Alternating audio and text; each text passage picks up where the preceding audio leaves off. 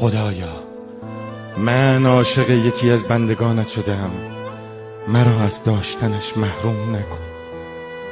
خدایا اگر برای من خیر و خوشی داشت او را از آن من کن، و اگر برای من شر و بدی دارد پس آن را سرشار خیر و خوبی کن و سپس او را از آن من کن.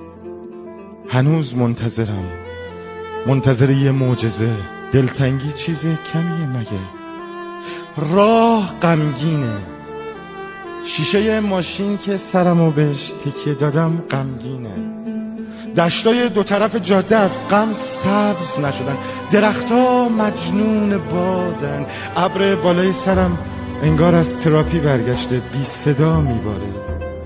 نگران نشو، من خوبم، اتفاق عجیبی نیفتاده، انگار همشون فهمیدن این بار تو کنارم نیستی. هزار تا اگم و تازه فراموش کرده بودم که هر هزار تاش یادم اومد.